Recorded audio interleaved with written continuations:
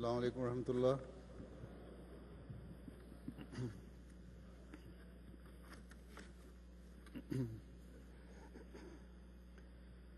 اشہد ان لا الہ الا اللہ وحدہ لا شریک لہ واشہد ان محمدا عبدہ ورسولہ. اما بعد فاعوذ باللہ من الشیطان الرجیم. بسم اللہ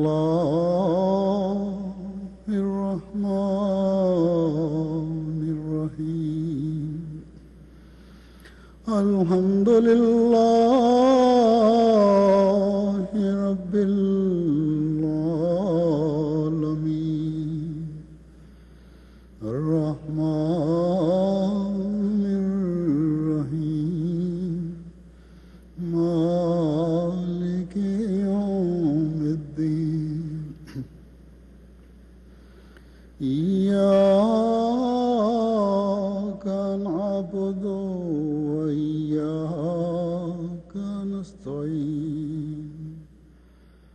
اهدنا الصراط المستقيم صراط الذين أنعمت عليهم غير المغضوب عليهم ولا الضالين.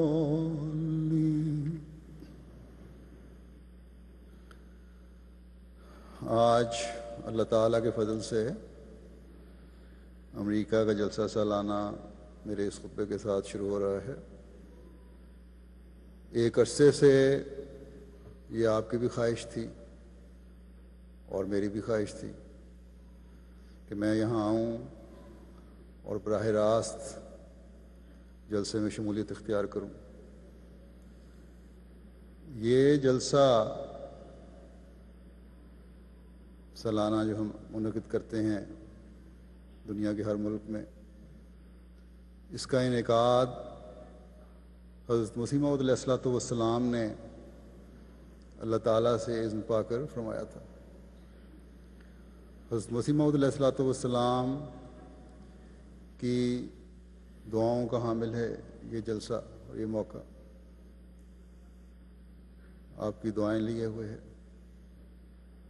حضرت مسیح موعود علیہ الصلوۃ والسلام نے قادیان کی بستی میں جس پہلے جلسے کا انعقاد فرمایا تھا،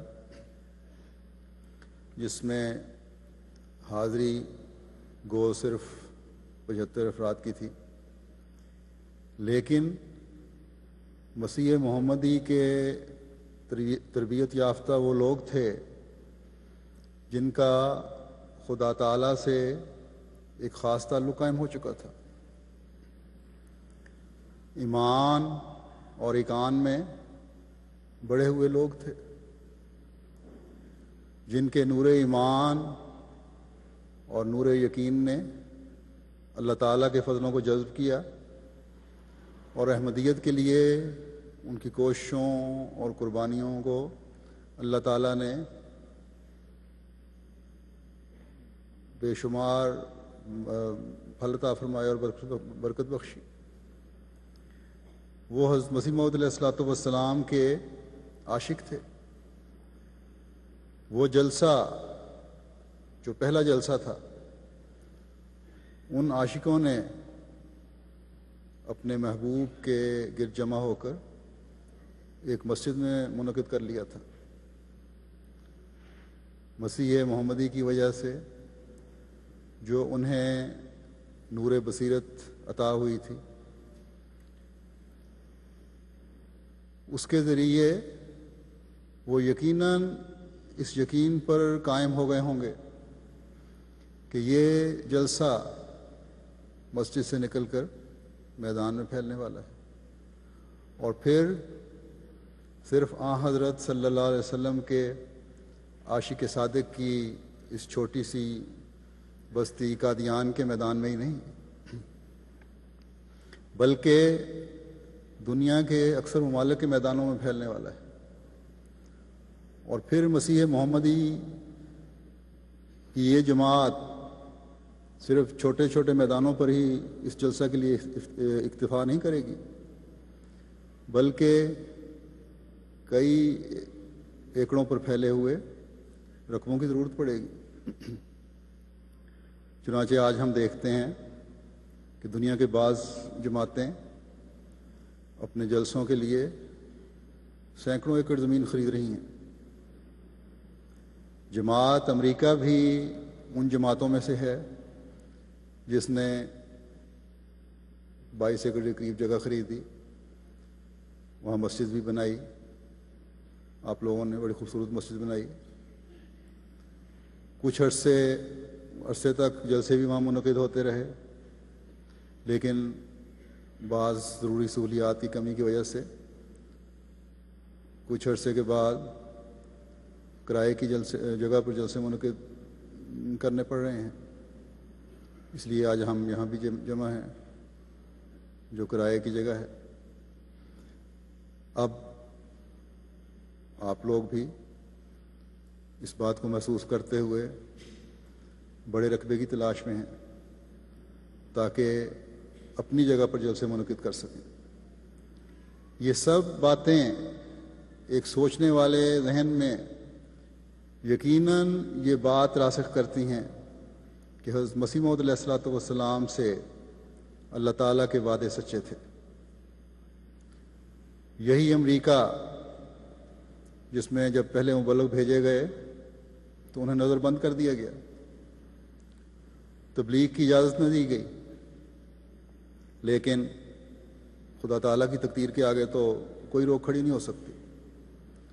اللہ تعالیٰ نے روکیں دور فرما دیں.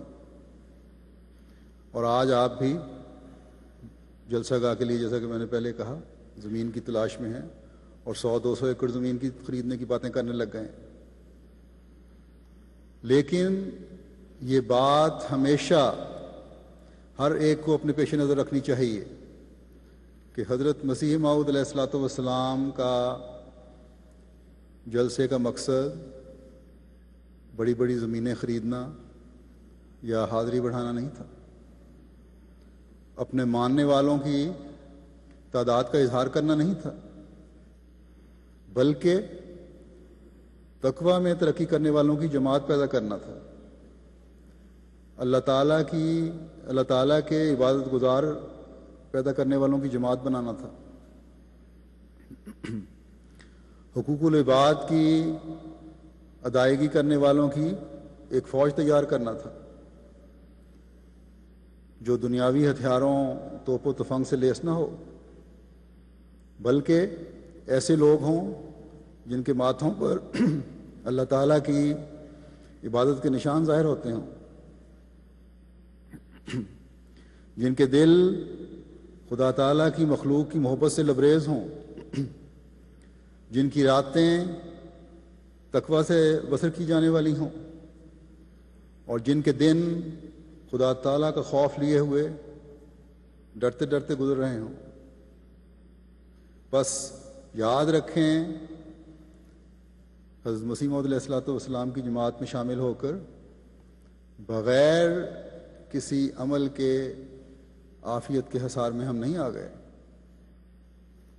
بلکہ ہمیں اپنی ذمہ داریوں کو بھی سمجھنے کی کوشش کرنی ہوگی. اور جوں حضرت مسیح موعود علیہ الصلوۃ والسلام کے زمانے سے دوری پیدا ہو رہی ہے، پہلے سے بڑھ کر اس طرح توجہ کرنے کی ضرورت ہوگی. ہر باپ اور ماں کو اپنی نسلوں کو سنبھالنے کے لیے اپنے عملوں کی درستی کی طرف خاص توجہ دینے کی ضرورت ہوگی. اس مغربی ماحول میں خاص طور پر اور آج کل کے مادی دور میں عموماً دنیا میں ہر جگہ اپنے بچوں کو خدا تعالیٰ کے قریب لانے کا حق ادا کرنے والے اگر ہم نہیں ہوں گے تو اپنے آپ کو بھی اور اپنے بچوں کو بھی عافیت کے حصار سے نکال رہے ہوں گے۔ ہمارے منہ تو اللہ اللہ کر رہے ہوں گے، مگر ہمارے عمل اس بات کو جھٹلا رہے ہوں گے۔ حضرت مسیح موعود علیہ الصلوۃ والسلام ایک جگہ جلسے کا مقصد بیان کرتے ہوئے فرماتے ہیں کہ اس جلسے سے مدعا اور اصل مطلب یہ تھا کہ ہماری جماعت کے لوگ کس طرح بار بار کی ملاقاتوں سے ایک ایسی تبدیلی اپنے اندر حاصل کر لیں کہ ان کے دل آخرت کی طرف بکلی جھک جائیں اور ان کے اندر خدا تعالیٰ کا خوف پیدا ہو، اور وہ زہد اور تقوی اور خدا ترسی اور پرہیزگاری اور نرم دلی اور باہم محبت اور مواخات میں دوسروں کے لیے ایک نمونہ بن جائیں، اور انکسار اور تواضع اور راست بازی ان میں پیدا ہو، اور دینی مہمات کے لیے سرگرمی اختیار کریں۔ تو یہ ہے وہ معیار جو حضرت مسیح موعود علیہ الصلوۃ والسلام ہم میں پیدا کرنا چاہتے ہیں۔ ہم میں سے بہت سو نے یہ کئی دفعہ سنا بھی ہوگا، اقتباس پڑھا بھی ہوگا، لیکن دنیا کے دھندے ہمیں پھر اس بات سے دور لے جاتے ہیں۔ ہم بھول جاتے ہیں کہ ہماری زندگی کا مقصد کیا ہے۔ بہرحال یہ انسانی فطرت بھی ہے کہ انسان بھول جاتا ہے، کمزوریاں بھی پیدا ہوتی ہیں، اور شیطان نے اللہ کے بندوں کو صحیح راستے سے ہٹانے کے لیے ایڑی چوٹی کا زور لگانے کا اعلان بھی کیا ہوا ہے۔ اس لیے اللہ تعالیٰ نے حضرت صلی اللہ علیہ وسلم کو حکم دیا کہ نصیحت کرتے چلے جائیں، کہ مومنوں کو نصیحت فائدہ دیتی ہے، تاکہ کمزوریاں دور کرنے اور شیطان سے بچنے کے نئے نئے طریقے ان کو ملتے چلے جائیں۔ اور یہی کام اس زمانے میں اللہ تعالیٰ نے حضرت مسیح موعود علیہ الصلوۃ والسلام کو جاری رکھنے کے لیے بھیجا، اور یہی کام خلافت کا ہے، تاکہ اطیع اللہ اور اطیع الرسول کرنے والے پیدا ہوتے چلے جائیں اس نصیحتوں سے۔ حضرت مسیح موعود علیہ الصلوۃ والسلام نے اس اقتباس میں جو میں نے پڑھا ہے ان باتوں کی طرف توجہ دلائی ہے جو اگر ایک احمدی سمجھ لے اور اس پر عمل شروع کر دے تو یہ دنیا جنت نظیر بن سکتی۔ ہم بھی اور ہماری نسلیں بھی اپنے مقصد پیدائش کو سمجھنے والے بن جائیں۔ پھر پہلی بات یہ آپ نے فرمائی ہے کہ مختلف الفاظ بیان کیے ہیں، اس کا خلاصہ یہ ہے کہ تقوی، اور تقوی کیا ہے؟ حضرت مسیح موعود علیہ الصلوۃ والسلام فرماتے ہیں کہ تقوی تو صرف نفس امارہ کے برتن کو صاف کرنے کا نام ہے، اور نیکی وہ کھانا ہے جو اس میں پڑتا ہے، اور جس نے اعضاء کو قوت دے کر انسان کو اس قابل بنانا ہے کہ اس سے نیک اعمال صادر ہوں اور وہ بلند مراتب قرب الہی کے حاصل کر سکے۔ بس پہلی بات تو یہ کہ تقوی ہوگا، خدا تعالیٰ کا خوف ہوگا، اس کی ہستی پر یقین ہوگا، تو انسان کی توجہ اپنے دل کی صفائی کی طرف رہے گی، اللہ تعالیٰ کی عبادت کی طرف رہے گی۔ اللہ تعالیٰ نے قرآن کریم میں اس مضمون کو اس طرح بیان فرمایا ہے کہ والذین جاہدوا فینا لنہدینہم سبلنا، اور وہ لوگ جو ہم سے ملنے کی کوشش کرتے ہیں ہم ان کو ضرور اپنے راستوں کی طرف آنے کی توفیق بخشیں گے۔ بس تقوی پیدا کرنے کے لیے، اس برتن کو صاف کرنے کے لیے پہلے محنت کی ضرورت ہے۔ جب انسان خدا کی محبت اور اس کا خوف دل میں رکھتے ہوئے اس کی طرف بڑھنے کی کوشش کرے گا تو پھر اللہ تعالیٰ وہ طریقے بھی سکھائے گا جس سے یہ برتن زیادہ سے زیادہ چمک دکھا سکے۔ آج کل تو برتنوں کو صاف کرنے کے لیے ہم دنیا میں دیکھتے ہیں، اس مغربی دنیا میں خاص طور پر، کہ مختلف قسم کے صابن ہیں یا کیمیکلز ہیں، ان کو ہم اس لیے استعمال کرتے ہیں کہ برتن چمک جائیں، ان کی اس طرح صفائی ہو جائے کہ ہر قسم کا گند صاف ہو جائے، کوئی چکناہٹ باقی نہ رہے، بلکہ جراثیم بھی مر جائیں۔ بلکہ بعض ایسے کھانے جن کی بو رہ جاتی ہے، ان کی بو دور کرنے کے لیے بھی خاص محنت کی جاتی ہے۔ بعض گھریلو خواتین انڈے کے برتن یا مچھلی کے برتن علیحدہ رکھ کر دھوتی ہیں اور خاص محنت کرتی ہیں اس کے لیے کہ اکٹھے دھونے سے دوسرے برتنوں میں بو نہ چلی جائے کہیں۔ تو دنیاوی برتنوں کے لیے تو ہم اتنا تردد کرتے ہیں، محنت کرتے ہیں، مختلف قسم کے صابن تلاش کرتے ہیں، اور یہ وہ برتن ہیں جو اکثر انسان کی زندگی میں اس کے سامنے ٹوٹ جاتے ہیں اور اسے کسی کام نہیں آتے، یا اگر بچ بھی جائیں تو انسان کے ساتھ نہیں جاتے۔ ان برتنوں کی خاطر تو اتنی محنت کی جاتی ہے، لیکن وہ برتن جو انسان کے دل کا برتن ہے، جس کو تقوی سے صاف کرنے کا اللہ تعالیٰ کا حکم ہے، جس میں رکھی گئی نیکیوں، حقوق اللہ اور حقوق العباد نے خدا تعالیٰ کے حضور پیش ہونا ہے، جس نے مرنے کے بعد بھی ہمارے کام آنا ہے، اور صرف یہی نہیں بلکہ اس برتن میں رکھی گئی نیکیوں نے ہماری نسلوں کے بھی کام آنا ہے۔ اگر ہمارے برتن صاف ہوں گے اور نیکیوں سے بھرے ہوں گے تو سعید فطرت اولاد بھی ان برتنوں کی صفائی کی طرف توجہ دے گی، خدا تعالیٰ کی رضا کے حصول کے لیے کوشاں رہے گی۔ بس تقوی سے صاف کیے ہوئے برتن میں رکھے ہوئے کھانے کبھی نہ خراب ہونے والے کھانے ہیں اور نہ ہی وہ کھانے ہیں جن سے کسی بھی قسم کی بیماری پیدا ہو، بلکہ یہ وہ کھانے ہیں جن سے جسم کو طاقت ملتی ہے، ایسی طاقت ملتی ہے جو ہمیشہ قائم رہنے والی طاقت ہے، جس سے مزید نیکیاں سرزد ہوتی ہیں، مزید عمدہ کھانے اس میں پڑتے چلے جاتے ہیں، اللہ تعالیٰ کے فضلوں کے دروازے مزید کھلتے چلے جاتے ہیں، اور انسان نفس امارہ کی وادیوں میں بھٹکنے کے بجائے خدا تعالیٰ کی پناہ کے مضبوط قلعے میں آ جاتا ہے۔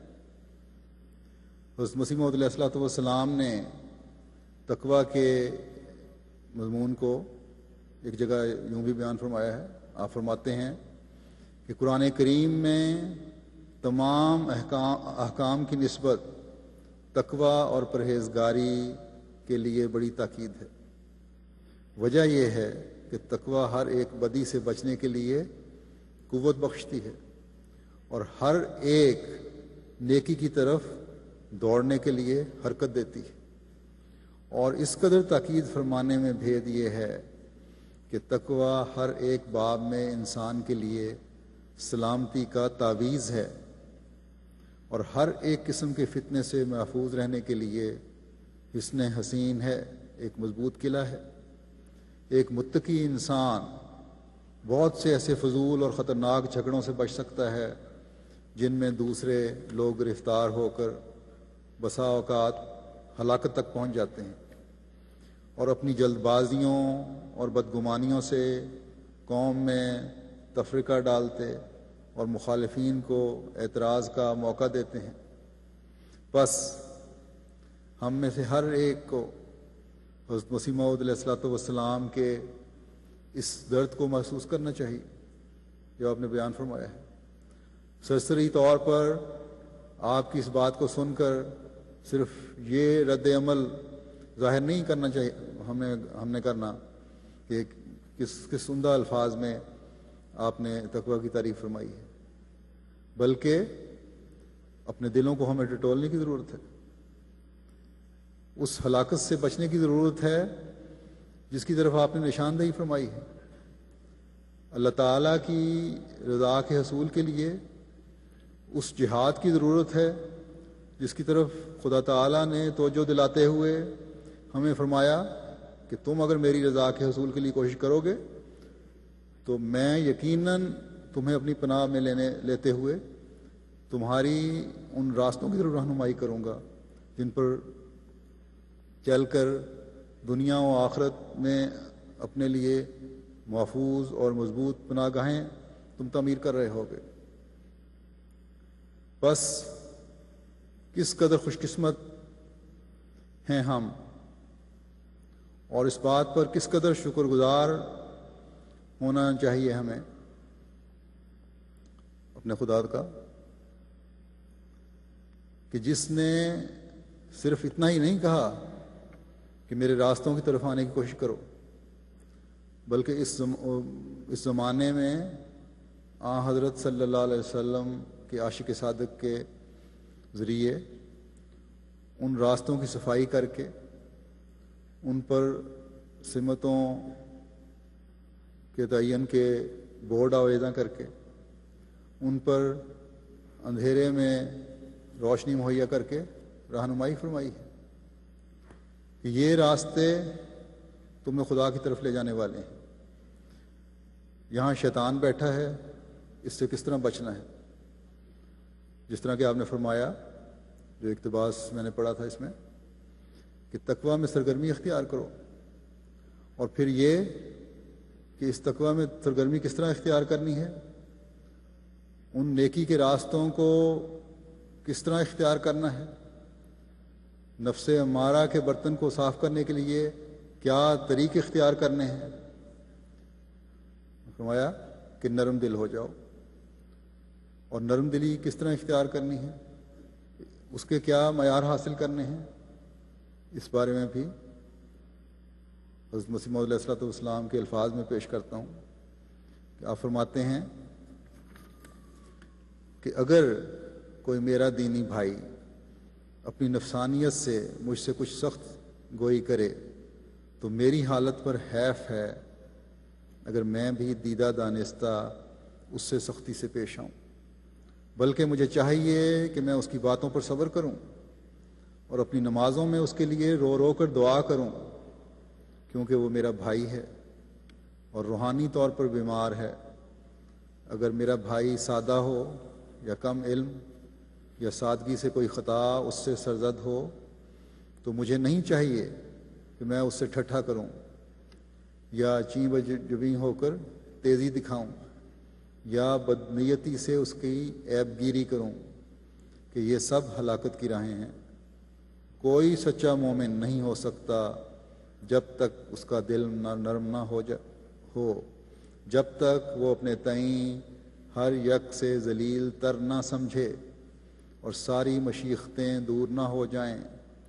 خادم القوم ہونا مخدوم بننے کی نشانی ہے، اور غریبوں سے نرم ہو کر اور جھک کر بات کرنا مقبول الہی ہونے کی علامت ہے، اور بدی کا نیکی کے ساتھ جواب دینا سعادت کے آثار ہیں، اور غصے کو کھا لینا اور تلخ بات کو پی جانا نہایت درجہ کی جواں مردی ہے۔ بس یہ ہیں حضرت مسیح علیہ السلام کی خواہشات ہم سے۔ فرمایا نرم دل ہو جاؤ۔ جب نرم دلی ہوگی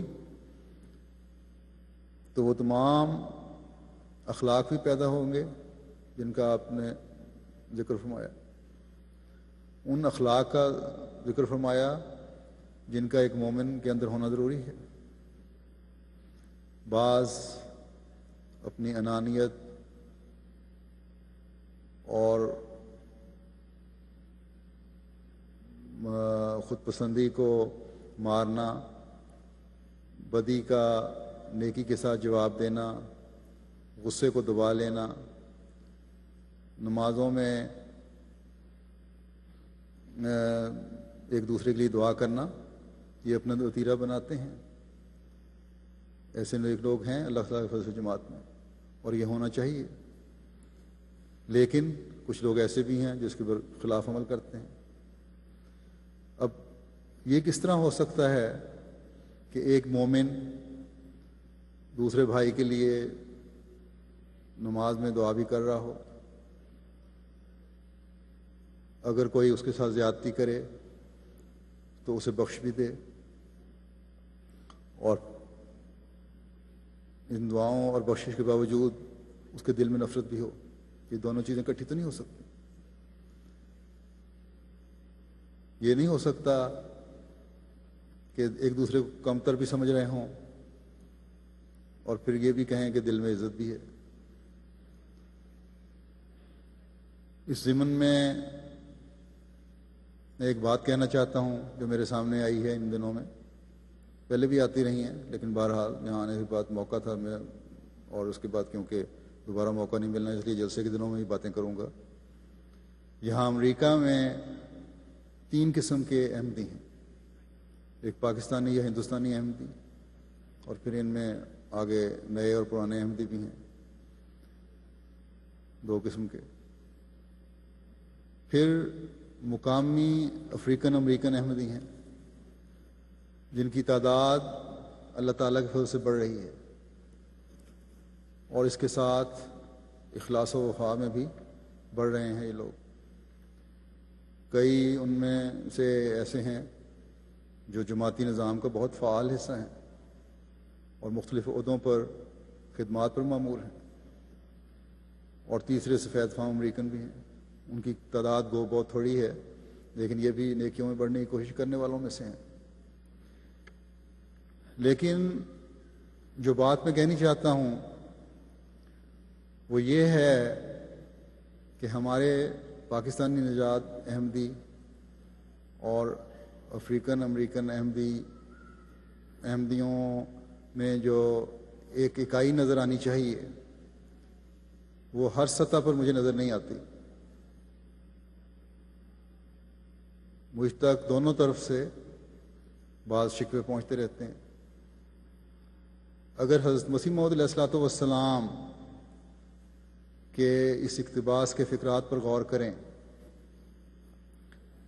تو آپ کی جماعت میں شامل ہو کر یہ کسی طرح بھی زیب نہیں دیتا کہ پاکستانی نژاد احمدی اپنوں اور مقامی احمدیوں میں کوئی فرق رکھیں۔ حضرت مسیح موعود علیہ الصلوۃ والسلام کی جماعت میں شامل ہو کر وہ عاجزانہ راہیں اختیار کرنی ہوں گی جو آپ نے اختیار کی، اور جن کو اللہ تعالیٰ نے سراہتے ہوئے پسند فرماتے ہوئے آپ کو الہاماً فرمایا کہ تیری عاجزانہ راہیں اسے پسند آئیں۔ اور کیونکہ پاکستانی احمدی پرانے ہیں اس لیے ان کا فرض بنتا ہے کہ انہیں یعنی نئے آنے والوں کو کسی قوم کے بھی ہوں اپنے اندر سموئیں، جذب کریں، ان کو فعال حصہ بنائیں، بھائی چارے کو رواج دیں۔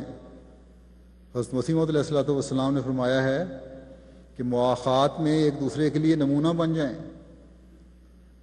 اور مواخات کا اعلیٰ ترین نمونہ ہمارے سامنے کیا ہے؟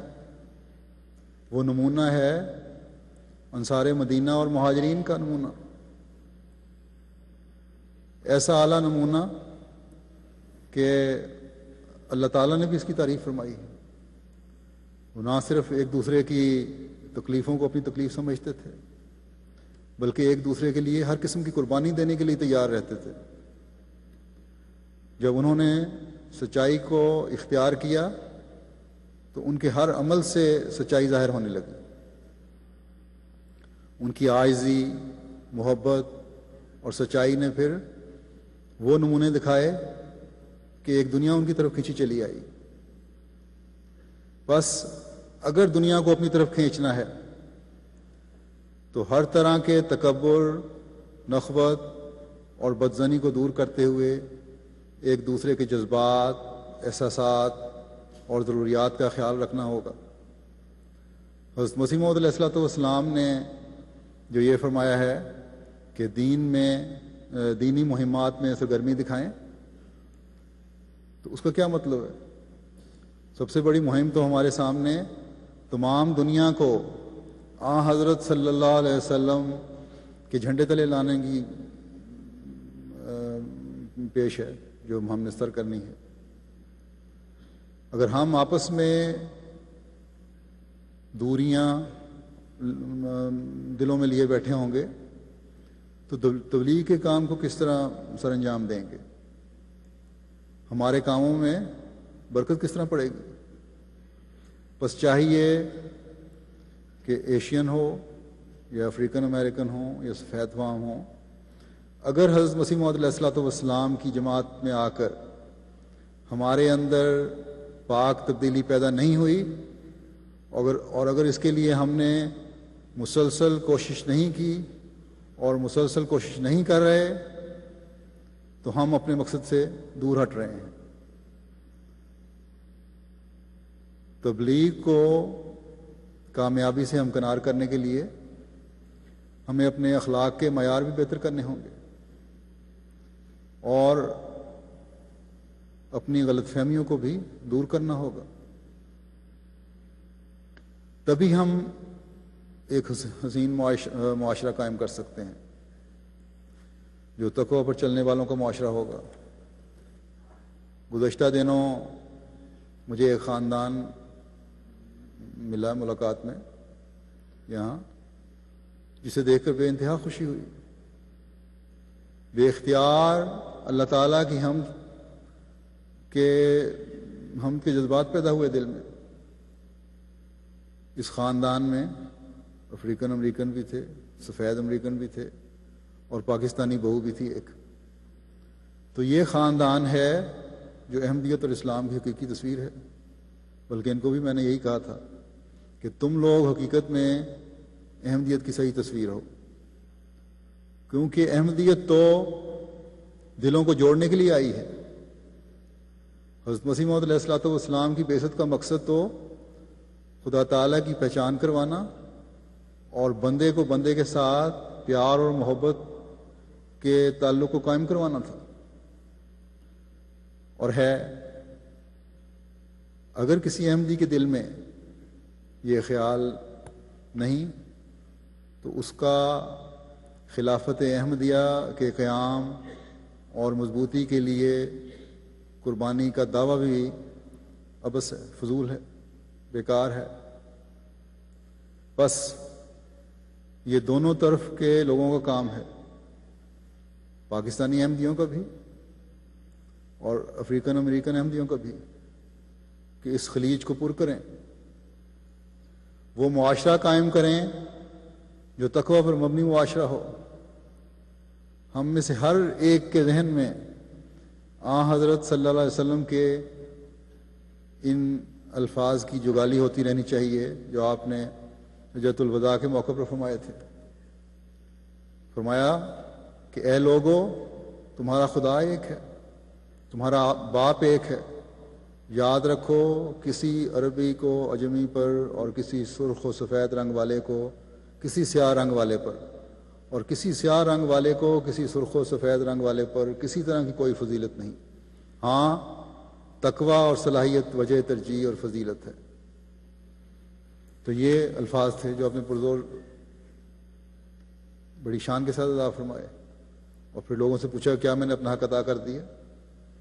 بس افریقن بھائیوں اور بہنوں کو بھی ہمیشہ یاد رکھنا چاہیے کہ اگر وہ سمجھتے ہیں کہ ان پر کسی قسم کی زیادتی ہوئی ہے، تب بھی وہ یہ نہ سمجھیں کہ وہ کسی طرح بھی کمتر ہیں۔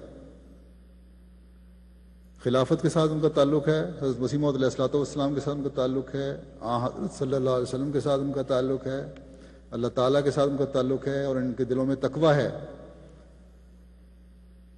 تو کوئی دنیا کی طاقت ان کو کمتر نہیں ثابت کر سکتی۔ خدا اور اس کے رسول نے جس کو یہ مقام دے دیا ہے، اس مقام کو کوئی دنیاوی طاقت چھین نہیں سکتی۔ لیکن اس مقام کے حصول کے لیے شرط تقوی میں ترقی ہے۔ بس تقوی میں ترقی کریں، تبلیغ کے میدان میں آگے بڑھیں اور اپنی کم تعداد کو اکثریت میں بدل دیں، اور پھر تقوی پر قائم رہتے ہوئے پاکستانیوں کے لیے تقوی اور اعلیٰ اخلاق کے نمونے قائم کریں۔ ہمیشہ یاد رکھیں کہ شکووں سے مسئلے حل نہیں ہوتے، آپس میں مل بیٹھ کر مسئلے حل ہونے چاہیے۔ عہدیداران سے بھی میں کہتا ہوں کہ وہ اس انعام کی قدر کریں۔ حضرت مسیح موعود علیہ الصلوۃ والسلام نے فرمایا ہے کہ خادم بنیں گے تو مخدوم کہلائیں گے۔ اپنے اندر وسعت حوصلہ اور برداشت پیدا کریں۔ ایک احمدی جب آپ کے پاس آتا ہے، چاہے وہ کسی قوم کا ہو، اس کی بات غور سے سنیں اور اسے تسلی دلائیں۔ اگر مصروفیت کی وجہ سے فوری طور پر وقت نہیں دے سکتے تو کوئی اور وقت دیں، اور اگر کبھی بھی وقت نہیں دے سکتے تو پھر بہتر ہے ایسے عہدیدار خدمت سے معذرت کر لیں۔ میں خود باوجود مختلف قسم کی مصروفیات کے کاموں کی زیادتی کے وقت نکال کر صرف اس لیے ذاتی طور پر بعض بڑی ہوئی رنجشوں کو جن کے مسائل ہوتے ہیں سن لیتا ہوں اور حل کرنے کی کوشش کرتا ہوں، تاکہ ان میں کسی طرح آپس میں محبت اور پیار پیدا ہو، وہ حسین معاشرہ قائم ہو جس کی قائم کرنے کے لیے حضرت مسیح موعود علیہ الصلوۃ والسلام آئے تھے۔ لیکن اگر عہدیداران سننے کا حوصلہ رکھنے والے ہوں تو میرا خیال ہے کہ ان معاملات میں میرا یہ کام ادا ہو سکتا ہے۔ ایک اور اہم بات جو یہاں امریکی احمدی معاشرے میں فکر انگیز طور پر بڑھ رہی ہے، اور یہ بھی تقویٰ کی کمی ہے، اور وہ یہ ہے کہ شادیاں کرنے کے بعد ان کا ٹوٹنا۔ کبھی لڑکی لڑکے کو دھوکہ دیتی ہے تو کبھی لڑکا لڑکی کو دھوکہ دیتا ہے، کبھی ایک دوسرے کے خاندان ایک دوسرے پر زیادتی کر رہے ہوتے ہیں، اور عموماً لڑکوں کی تعداد اس میں زیادہ ہے جو زیادتی کرنے والے ہیں، جو اس مکروہ فعل میں ملوث ہوتے ہیں۔ شادیاں ہو جاتی ہیں تو پھر پسند ناپسند کا سوال اٹھتا ہے۔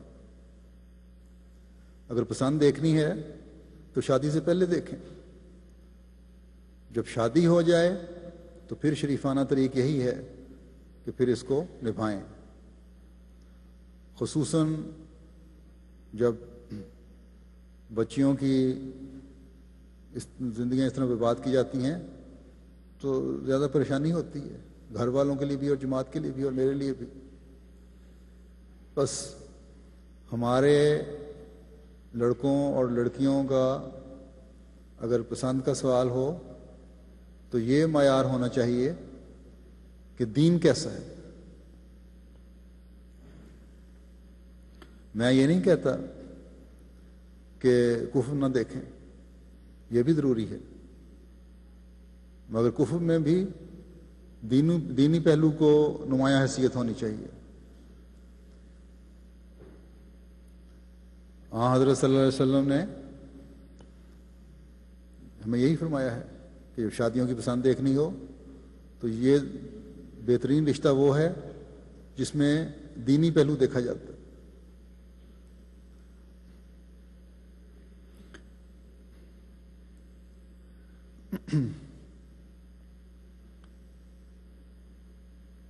بس ایک تو بہت اہم چیز یہی ہے، اس کو دیکھیں اور اپنے رشتے قائم کریں جو پھر قائم رہنے والے رشتے ہوتے ہیں۔ اس کے ساتھ بچیوں کو بھی میں کہتا ہوں کہ وہ دین میں آگے بڑھنے کی کوشش کریں، اپنی روحانیت کو آپ بڑھائیں، تاکہ کسی بچی پر یہ الزام نہ لگایا جائے کہ یہ بے دین ہے، اس لیے میرا اسے گزارا نہیں ہو سکتا۔ دوسرے دین پر ترقی سے لڑکی میں اتنی صلاحیت پیدا ہو جاتی ہے کہ اللہ تعالیٰ سے تعلق قائم ہو جاتا ہے، اور اس تعلق کی وجہ سے پھر اللہ تعالیٰ فضل فرماتا ہے اور مشکل حالات سے انہیں نکالتا ہے۔ بس جیسا کہ میں نے کہا آج کل یہ ایک اہم مسئلہ ہے اور امریکہ میں خاص طور پہ بنتا جا رہا ہے. مجھے نہیں پتہ کہ ابتدا میں قصور لڑکی کا ہوتا ہے یا لڑکے کا، کچھ نہ قصور دونوں کا ہوتا ہوگا، لیکن جو باتیں سامنے آتی ہیں آخر میں لڑکا اور اس کے گھر والے عموماً زیادہ قصوروار ہوتے ہیں. بعض دفعہ بچے ہو جاتے ہیں اور پھر میاں بیوی کی علیحدگی ہوتی ہے. ایک دوسرے کو بچوں کے ذریعے سے جذباتی تکلیف پہنچا کر تنگ کیا جاتا ہے، حالانکہ خدا تعالیٰ کا بڑا واضح حکم ہے کہ نہ باپ کو اور نہ ماں کو بچوں کے ذریعے سے تنگ کرو، تکلیف پہنچاؤ. اور پھر یہ نہیں کہ صرف تنگ ہی کرتے ہیں، بلکہ بعض ماؤں سے بچے چھین لیتے ہیں. اور جب میں اس بارے میں تحقیق کروائی ہے کئی کیسز میں، تو پھر جھوٹ مجھے بھی لکھ دیتے ہیں. اگر وہ جھوٹ لکھ کر مجھے دھوکہ دے بھی دیں تو خدا تعالیٰ کو تو دھوکہ نہیں دیا جا سکتا، وہ تو عالم الغیب ہے. تو یہ سب کچھ بھی صرف اس لیے ہوتا ہے کہ تقویٰ میں کمی ہے، اور اس میں ماں باپ بھی قصوروار ہیں بعض اکثر جگہ پہ. اور جیسا کہ میں نے کہا یہ تعداد بڑھ رہی ہے جو مجھے فکر مند کر رہی ہے. آپ کے کسی عہدیدار نے مجھے کہا کہ لڑکیوں سے کہیں کہ جماعت میں ایسے ہی لڑکے ہیں، ان سے گزارا کریں. تو ایک تو ایسے عہدیداروں سے میں یہ کہتا ہوں کہ جب فیصلے کے لیے آپ کے پاس کوئی آئے تو خالی ذہن ہو کر فیصلہ کریں،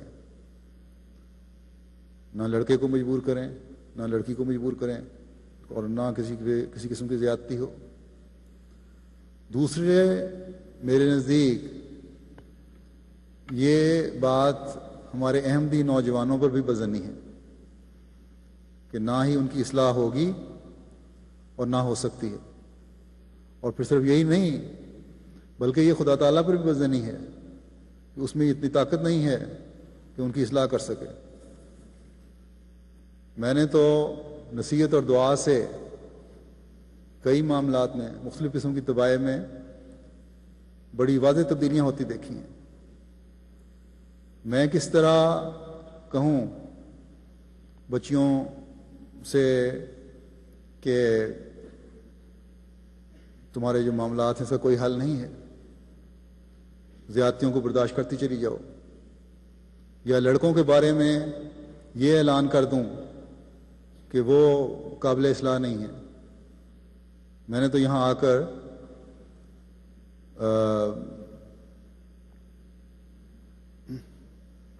نوجوانوں میں، لڑکوں میں بھی مردوں میں بھی جو اخلاص دیکھا ہے، میں تو ان صاحب کی بات پر یقین نہیں کر سکتا. مجھے تو بہت اخلاص سے بھرے ہوئے نوجوان نظر آ رہے ہیں. اگر چند ایک لڑکے جماعت میں زیادتی کرنے والے ہیں تو اس اعلان کے بعد گویا پھر لڑکوں کو کھلی چھوٹ مل جائے گی. میں کھلی چھوٹ ہی دے رہا ہوں گا کہ تم بھی تقویٰ کو چھوڑ کر ایسے لوگوں کے نقشے قدم پر چلنے والے بن جاؤ. بس عہدیدار بھی اپنے سر سے بوجھ اتارنے کی کوشش نہ کریں. اللہ تعالیٰ نے تربیت کا جو کام ان کے سپرد کیا ہے اسے سر انجام دیں. اور لڑکوں اور لڑکیوں سے بھی میں یہ کہتا ہوں کہ اپنے اپنے جائزے لیں، اور جس کی طرف سے بھی زیادتی ہے وہ اپنی اصلاح کی طرف توجہ دیتے ہوئے اس حسین معاشرے کو جنم دینے کی کوشش کرے جس سے یہ دنیا بھی ان کے لیے جنت بن جائے. نرم دلی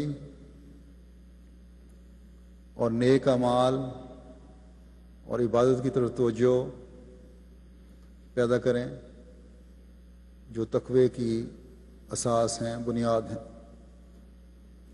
اگر ہر احمدی اس کی اہمیت کو سمجھ لے تو حقیقی معنوں میں ایک انقلاب ہوگا جو ہم اپنی زندگیوں میں پیدا کرنے والے ہوں گے.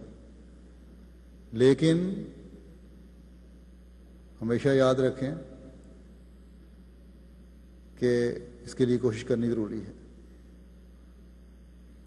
ان تمام نیک اعمال پر عمل کرنے کی کوشش کی ضرورت ہے جو اللہ تعالیٰ نے ہمیں بیان فرمائے ہیں. ان کی ایک لمبی فہرست ہے، اور آئندہ بھی میں ان تربیتی امور پر بھی 2 دن آپ سے کچھ کہوں گا. اللہ تعالیٰ سب شاملین جلسہ کو توفیق دے کہ وہ اپنے اندر پاک تبدیلیاں پیدا کرنے کی کوشش کرنے والے ہوں، اور حقیقت میں اس مقصد کو پورا کرنے والے ہوں جو حضرت مسیح موعود علیہ الصلوۃ والسلام کی بیعت میں آ کر ہمیں کرنا چاہیے. اللہ تعالیٰ سب کو اس کی توفیق عطا فرمائے.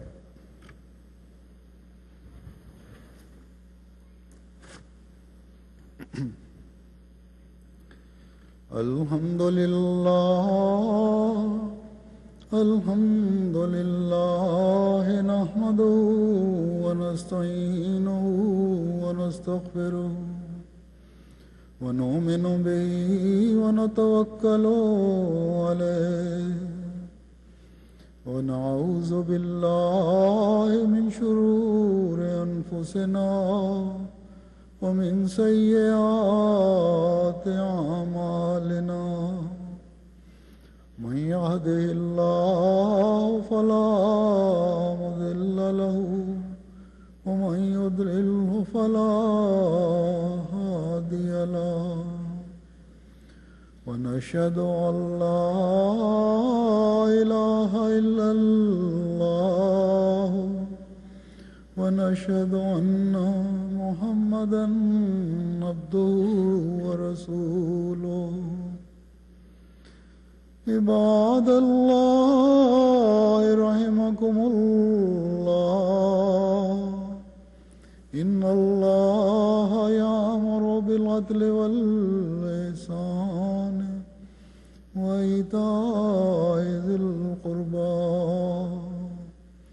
وينهى عن الفحشاء والمنكر والبغي يعظكم لعلكم تذكرون. اذكروا الله يذكركم وادعوه يستجب لكم ولذكر الله أكبر.